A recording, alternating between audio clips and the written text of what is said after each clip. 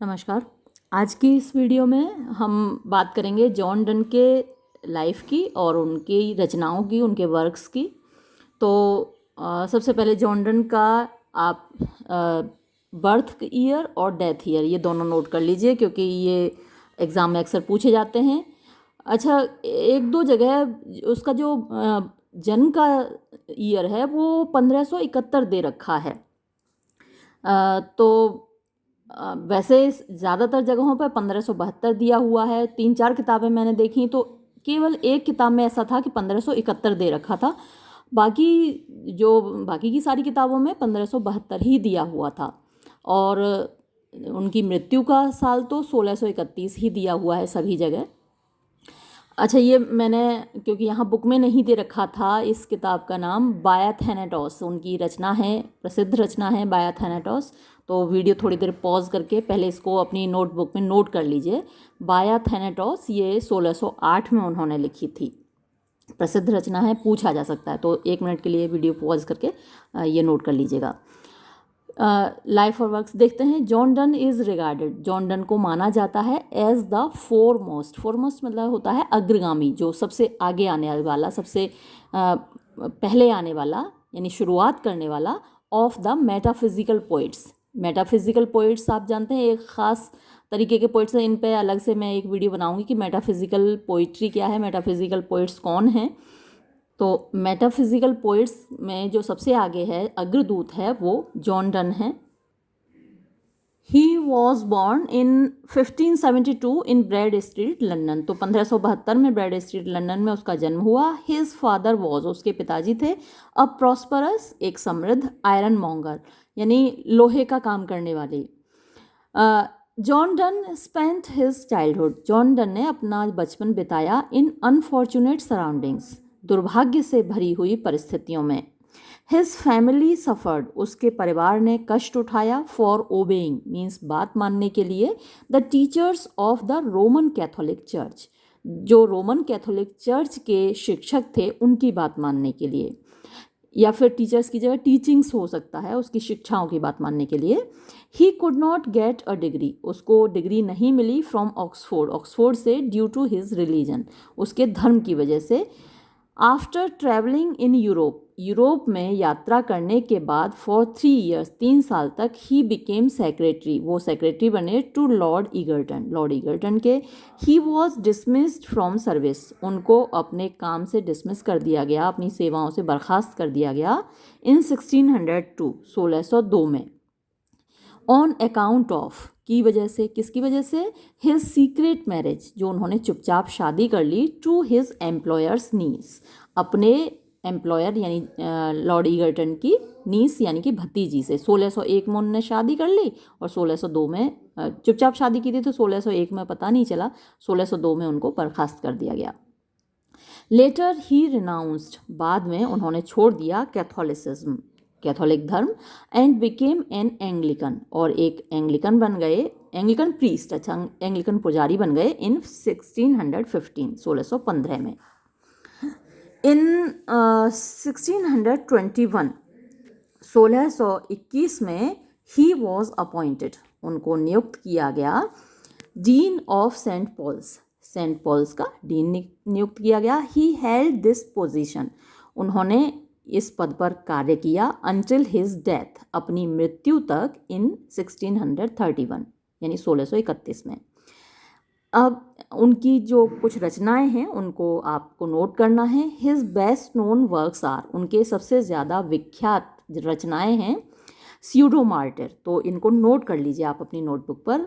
एक मिनट के लिए आप चाहें तो वीडियो पॉज कर लें और इसको नोट कर लें। स्यूडो मार्टिर 1610 में, तो ये नोट कर लीजिए। फिर the progress of the soul, ये 1612 में प्रकाशित हुआ है। An anatomy of the world, ये 1611 में।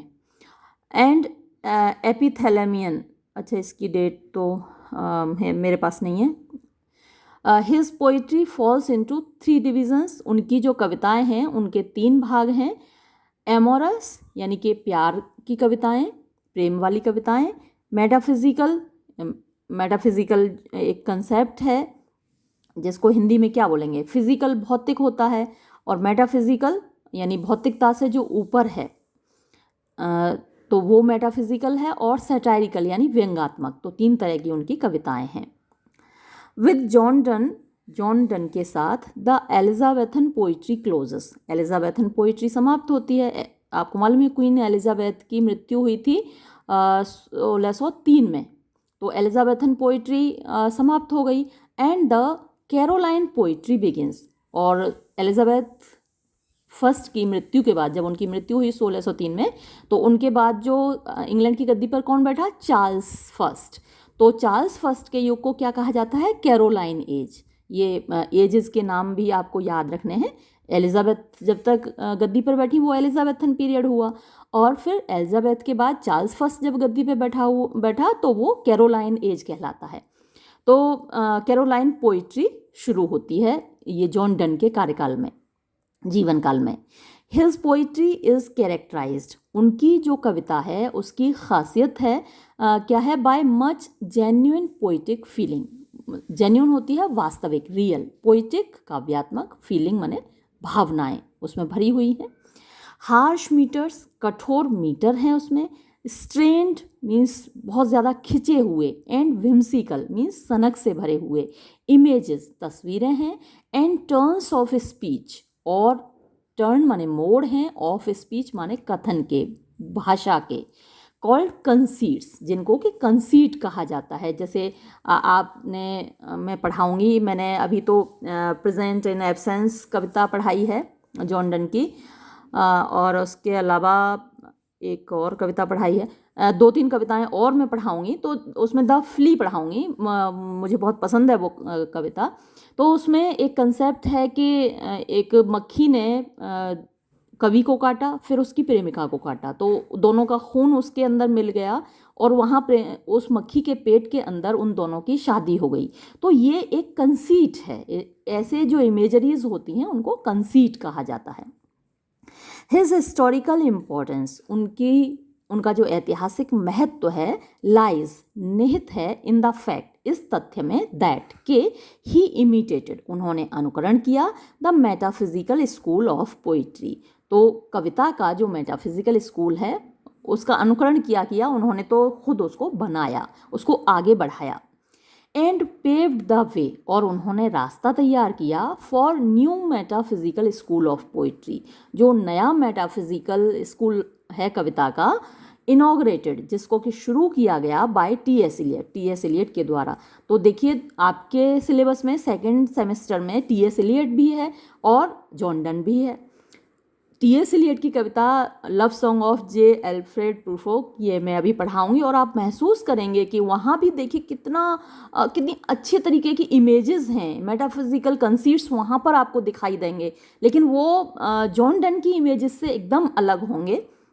जल्दी ही अपलोड करूँगी मैं। तो इनॉग्रेटेड, जो शुरू किया गया by T S. Eliot and others, T S. Eliot और दूसरे लोगों के द्वारा, इन द 20th सेंचुरी, यानी 20वीं शताब्दी में।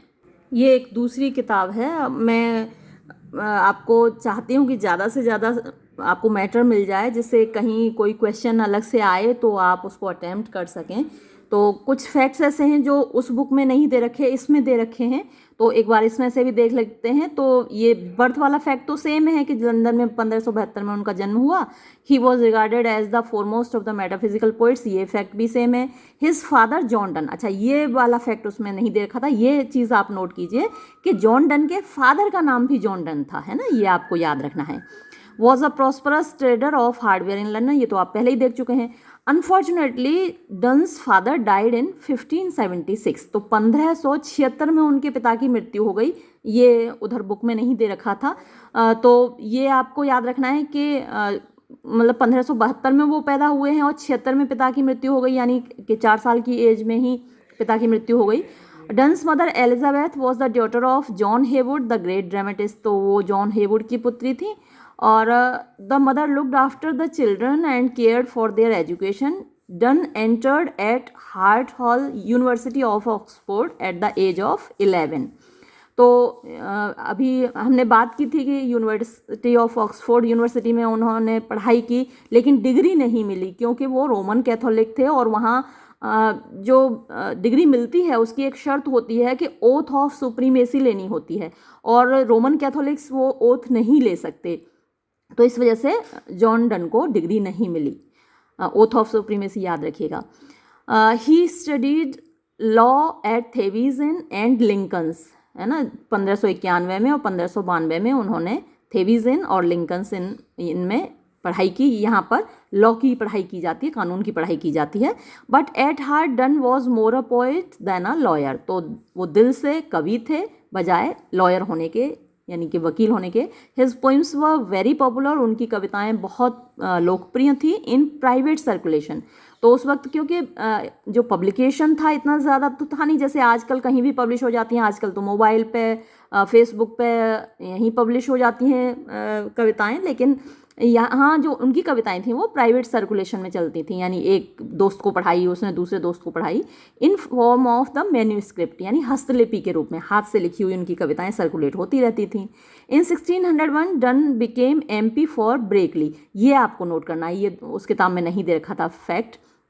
तो वो MP बने ब्रेकली के, तो ये ब्रेकली भी, 1 मिनट को वीडियो पॉज कर लीजिए और इसको नोट कर लीजिए कि कहाँ के MP बने, ब्रेकली के MP बने वो 1601 में।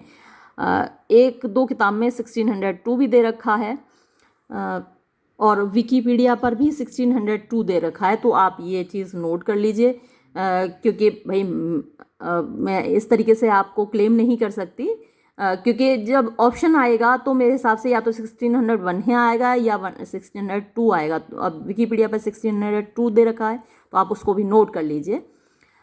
तो मेरे हिसाब से फिर आप 1602 ही कर लीजिएगा इसको।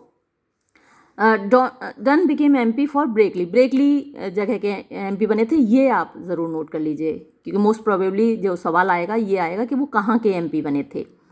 Being a poet done was highly emotional, यानी पोइट होने की वजह से वो बहुत इमोशनल थे, एंड लॉस्ट हिज हार्ट, और उन्होंने अपना दिल दे दिया ब्यूटिफुल एन मोर को, हु वॉज लेडी इगर्टन्स नीस, जो कि लेडी इगर्टन की भतीजी थी। डन मैरिड एन मोर सीक्रेटली, ये तो हम बात पहले ही कर चुके हैं, एंड रुइंड हिज कैरियर, और अपना कैरियर उन्होंने बर्बाद कर लिया। डन लॉस्ट हिज सर्विस, उनकी नौकरी चली गई, ये बात भी हम उसी बुक में पढ़ चुके हैं। And got severe punishment of imprisonment, हाँ जेल गए, वो वहाँ पर नहीं था तो जेल भी गए इस बात के लिए। उनको शादी की सज़ा आजकल भी बड़ी तगड़ी मिलती है ना, ऐसे इस तरीके से शादी कर लेते हैं कुछ लोग। तो ही सफ़र्ड इन मिजरेबल पॉवर्टी, इसके बाद उन्हें काफ़ी गरीबी में समय बिताना पड़ा।